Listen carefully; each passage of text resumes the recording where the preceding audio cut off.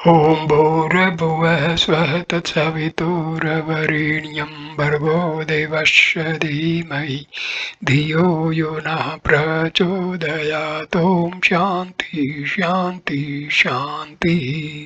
नमस्कार मेरे प्यारे दोस्तों, ये 15वां वीडियो है भगवान श्री राम नाम है ऋषि से बातचीत का।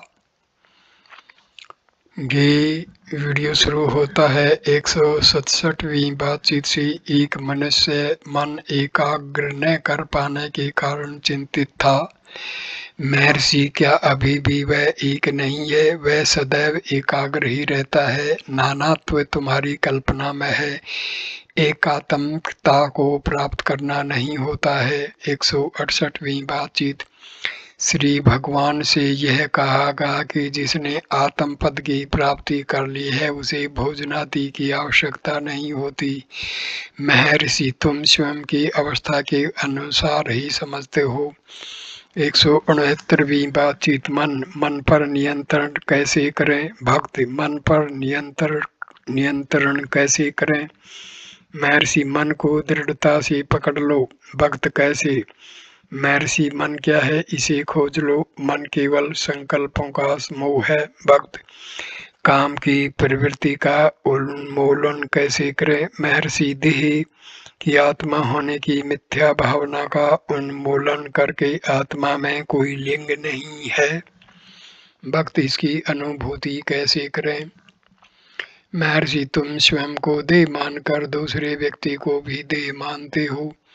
इस प्रकार लिंग की भिन्नता उत्पन्न होती है, किंतु तुम देह नहीं हो, वास्तविक आत्मा ही रहो, फिर वहाँ लिंग का भेद नहीं रहेगा। 170वीं बातचीत। भक्त, क्या योगी अपने पूर्व जन्मों को जान सकता है? महर्षि, क्या तुम वर्तमान जन्म को इतनी भली प्रकार जानते हो कि पूर्व जन्म को जानने की इच्छा करो?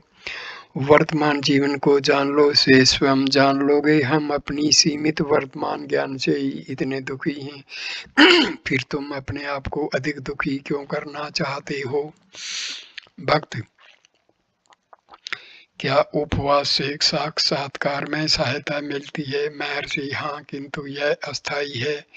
मानसिक उपवास वास्तव में उपयोगी होता है। निराहार स्वयं में साध्य नहीं है, साथ ही साथ आध्यात्मिक विकास भी आवश्यक है। पूर्ण उपवास से मन भी दुर्बल हो जाता है, फिर तुम आध्यात्मिक अनुसंधान हेतु पर्याप्त शक्ति प्राप्त नहीं कर सकते।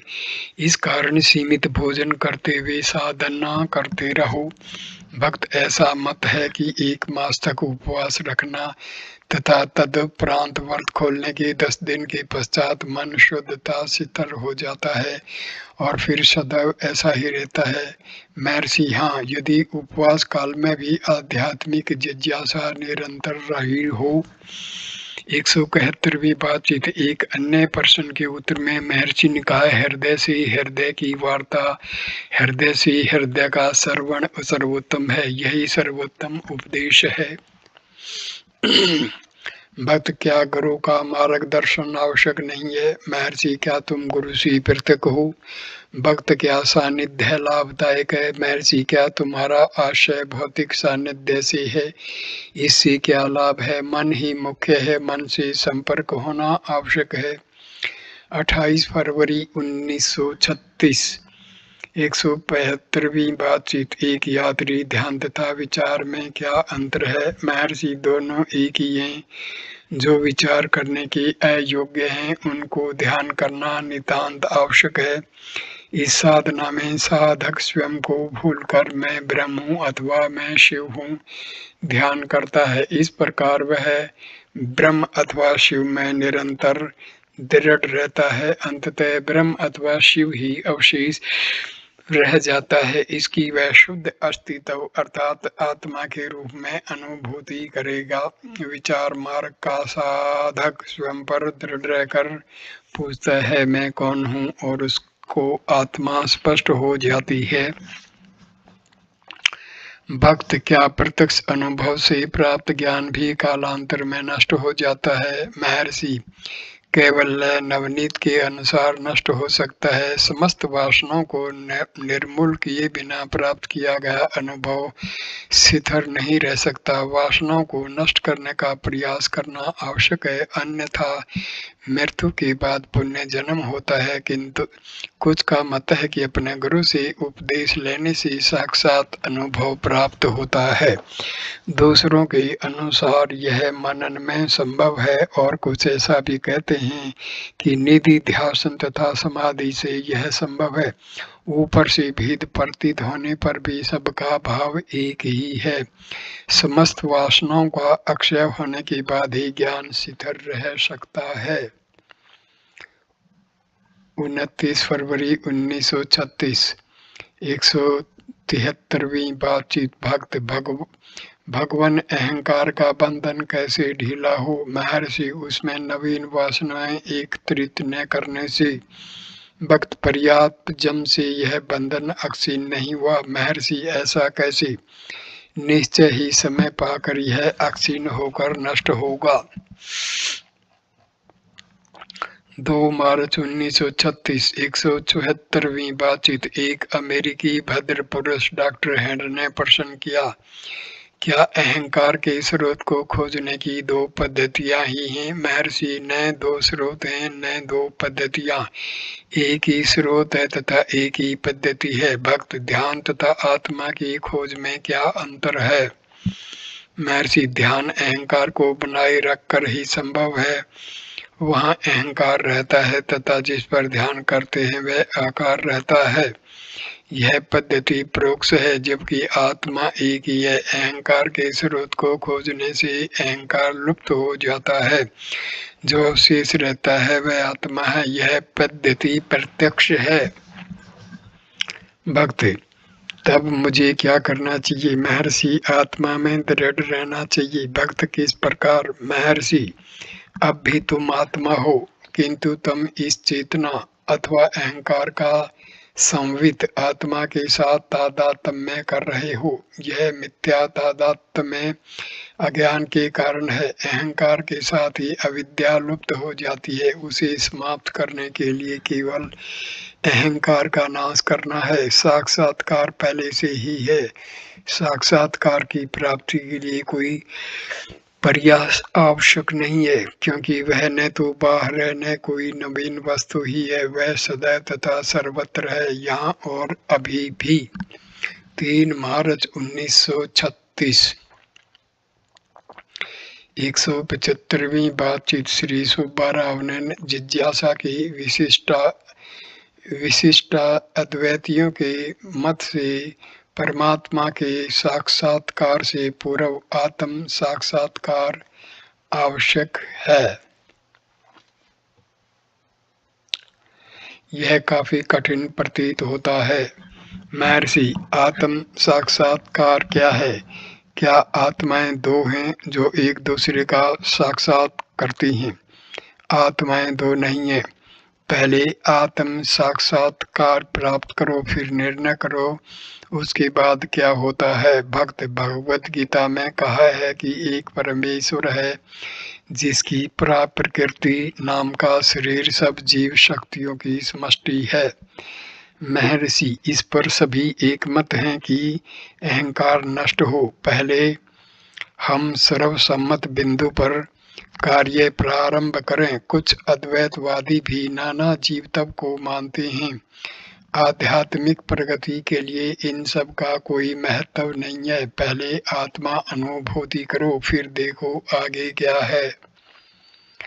7 मार्च 1936 176वीं बातचीत। डॉक्टर हैंड का विचार कल आश्रम से विदा होने का है। हिमालय हरिद्वार की यात्रा, यहाँ वापस बम्बई जाना एवं मिस्र, फिलिस्तीन, यूरोप होते हुए अंत में अपने मूल स्थान अमेरिका को जाना है। वे पर्वत के शिखर तक चढ़ना चाहते हैं। उनकी इच्छा है कि श्री भगवान उनके साथ जाएं। महर्षि अपनी सुविधा अनुसार ऊंचाई तक चढ़ेंगे तथा डॉक्टर हैंड पूरी ऊंचाई चढ़ने के बाद वापस वहां पहुंचे जहां महर्षि उनकी प्रतीक्षा करेंगे, जिससे कि वे उस निश्चित स्थान पर डॉक्टर हैंड से मिल सकें। महर्षि ने मुस्कुराते हुए उनसे पूछा कि क्या उन्होंने डॉक्टर बीसली के अनुभव के बारे में सुना है। डॉक्टर हैंड: वे मेरे मित्र हैं, उन्होंने मुझे सब कुछ बताया है। आश्चर्यजनक। महर्षि: मेरी उम्र आपसे अधिक है, किंतु आप मुझे पिछड़ा हुआ मानकर छोड़ने दें। मैं एक युवक की भांति पर्वत पर चढ़ सकता हूँ। पिछली बार आप शिखर तक कब गए थे? महर्षि: लगभग 11 वर्ष पूर्व। डॉक्टर बीसली ने क्या कहा? भक्त: यह सब दृढ़ विश्वास में है। यदि आप मेरे साथ अकेले होंगे, मैं सब कुछ बचा दूंगा। महर्षि केवल मुस्कुरा दिए। भक्त: महर्षि, क्या आप एक अव्यक्त ऋषि मंडली का समाज जानते हैं? महर्षि: यदि अदृश्य हैं तो उनको कैसे देख सकते हो? भक्त: आत्म संवित में। महर्षि: आत्म संवित में बाहर का कुछ नहीं रहता। भक्त: तब क्या व्यक्तित्व भी नहीं है? मैं अपने व्यक्तित्व को खोने से डरता हूँ। क्या जागृति में मैं मनुष्य हूँ, यह चेतनता नहीं है? महर्षि: व्यक्तित्व को खोने से क्यों डरते हो? स्वप्न रहित निद्रा में तुम्हारी क्या अवस्था होती है? क्या तुम अपने व्यक्तित्व का भान होता है? भक्त: यह संभव है। महर्षि: पर तुम्हारा अनुभव क्या है? यदि वहाँ व्यक्तित्व रहेगा तो क्या गहन निद्रा होगी? भक्त: यह भावार्थ करने पर निर्भर है। महर्षि का क्या मत है? महर्षि तुम्हारे अनुभव का वर्णन नहीं कर सकता। महर्षि अपने विचार बलपूर्वक तुम्हारे अंदर प्रवेश नहीं कराएगा। भक्त: मुझे मालूम है, इसी कारण मैं उनको तथा उनके उपदेशों को इतना अधिक चाहता हूँ। महर्षि: क्या तुम वास्तव में अपने लिए शैया तैयार नहीं करते? और क्या तुम गहन निद्रा में अपने व्यक्तित्व को खोने को उत्सुक नहीं होते? इससे क्यों डरते हो? भक्त: बुद्धि का निर्वाण क्या है? महर्षि: व्यक्तित्व की समाप्ति। भक्त: उसके न रहने से मुझे भय होता है। क्या निर्वाण में मानवता नहीं है? महर्षि: क्या उस स्थिति में दो आत्माएं हैं? सुषुप्ति के अपने वर्तमान अनुभव पर विचार करो और कहो। भक्त: निर्वाण में भी व्यक्तित्व रखना संभव है, यह मैं विचार करता हूँ। व्यक्तित्व खोने का मुझे भय रहता है। इसके पश्चात प्रश्नकर्ता पर्वत पर चढ़े तथा लगभग 15 मील मध्याह्न 12 बजे प्रारंभ कर रात्रि के 8 बजे तक घूमकर लौटे। थके हुए वापस आकर उन्होंने कृषि, सामाजिक स्थिति, वर्ण व्यवस्था, भारतीयों की आध्यात्मिकता आदि पर अत्यंत विशद व्याख्यान दिया। 10 मार्च 1936 177वीं बातचीत। भक्त: महत्व क्या है? महर्षि: संवित अर्थात आत्मा से अक्षिप्त प्रकाश ही महत्व है।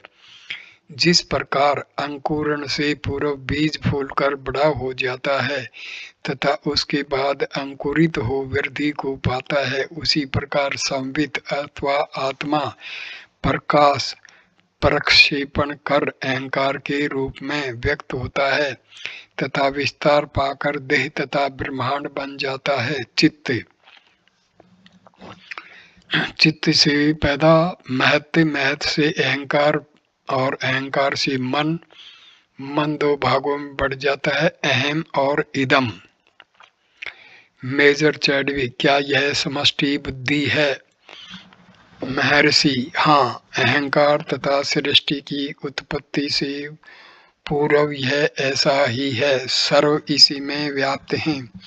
जिस प्रकार सिनेमा के पर्दे पर प्रक्षिप्त सभी चित्र एक बिंदु से प्रक्षिप्त प्रकाश से दिखते हैं तथा उसी प्रकार देह तथा अन्य पदार्थ महत्व में दिखते हैं, इस प्रकार यह समष्टि बुद्धि ही है। देह तथा अन्य समस्त वस्तुएं व्यष्टि जीवों में मस्तिष्क में विद्यमान हैं। प्रकाश मस्तिष्क पर प्रक्षिप्त होता है। मस्तिष्क में जो संस्कार हैं वे देह तथा जगत के रूप में व्यक्त होते हैं। क्योंकि अहंकार सीमित से तादात्म्य में कर लेता है, देह को पृथक एवं पदार्थ को पृथक माना जाता है। एक बंद कमरे में सैया पर लेटे बंद नेत्रों से तुम स्वप्न में लंदन देखते हो, वहां की भीड़ देखते हो तथा अपने को उसके बीच देखते हो। स्वप्न में एक विशिष्ट देह को स्वयं मान लेते हो। लंदन तथा ये सब तुम्हारे कमरे तथा तुम्हारे मस्तिष्क में नहीं समा सकते, किंतु यह सब विस्तृत स्थान तथा यह सारा समय तुम्हें अनुभव होता है, ये निश्चित ही मस्तिष्क द्वारा प्रक्षिप्त हुए होंगे। यद्यपि जगत इतना विशाल है तथापि मस्तिष्क इतना छोटा, फिर भी क्या यह कम आश्चर्य है कि इतनी विशाल सृष्टि मस्तिष्क के जैसे छोटे से दायरे में समा जाए। यद्यपि सिनेमा का पर्दा सीमित है तथापि चित्रपट के समस्त दृश्य इस पर आकर दिखते हैं।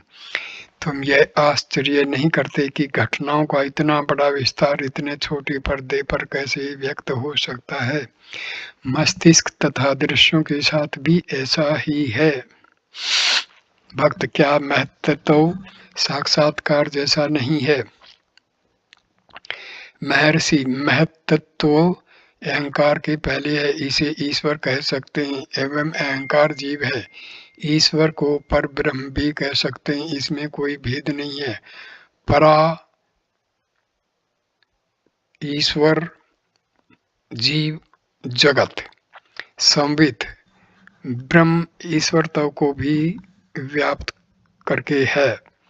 178वीं बातचीत। विचार संग्रह में जिस ज्योति का वर्णन किया गया है वह क्या है? इसे आत्म ज्योति कहा गया है तथा इसके पीछे जो सत्य है उसे अनुभव करने का निर्देश किया गया है।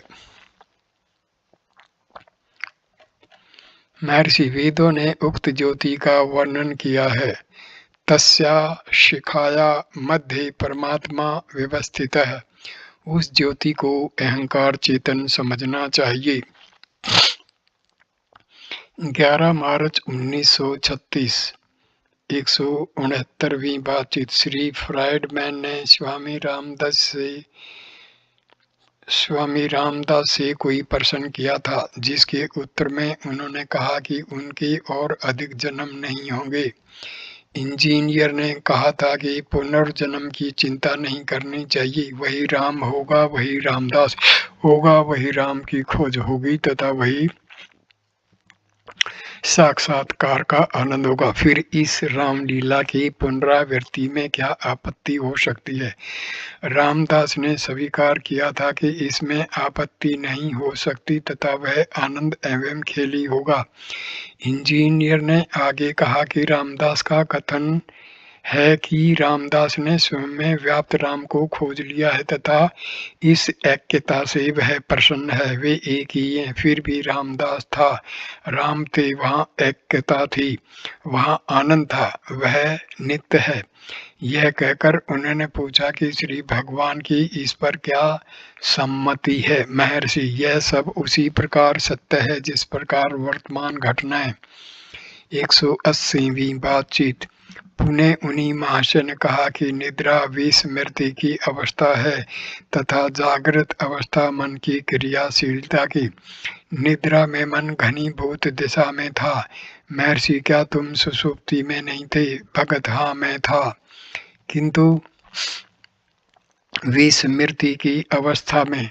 विस्मृति तथा मन का साक्षी होना आवश्यक है, जो कहता है कि मैं दोनों अवस्थाओं में अनुस्यूत हूँ। महर्षि, वह साक्षी कौन है? तुम साक्षी कह रहे हो। साक्षी के लिए दृष्टा तथा दृश्य होना आवश्यक है। ये मन की सृष्टि है। साक्षी का विचार मन में है। यदि विस्मृति का साक्षी था तो क्या वह कहता था कि मैं विस्मृति का साक्षी हूँ? अभी तुमने अपने मन से कहा था कि वहाँ साक्षी अवश्य ही होगा। कौन साक्षी था? तुम्हारा अनिवार्य उत्तर होगा मैं। फिर वह मैं कौन है? तुम स्वयं को अहंकार मानकर कहते हो मैं। क्या इस अहंकार का मैं साक्षी है? उत्तर देने वाला मन है। वह स्वयं का साक्षी नहीं हो सकता। सब आरोपित सीमाओं में बद्ध हो तुम सोचते हो कि कोई मन तथा विस्मृति का साक्षी है। तुम यह भी कहते हो कि मैं साक्षी हूँ। विस्मृति के साक्षी को यह कहना आवश्यक है मैं विस्मृति का साक्षी हूँ। वर्तमान मन स्वयं यह अनधिकार चेष्टा नहीं कर सकता।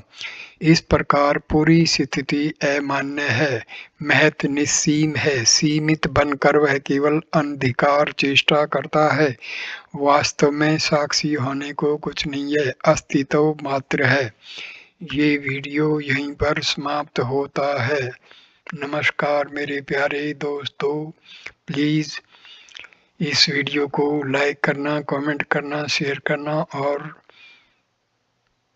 चैनल को सब्सक्राइब करना। अगला वीडियो 16वां वीडियो 181वीं बातचीत से शुरू होगा। नमस्कार।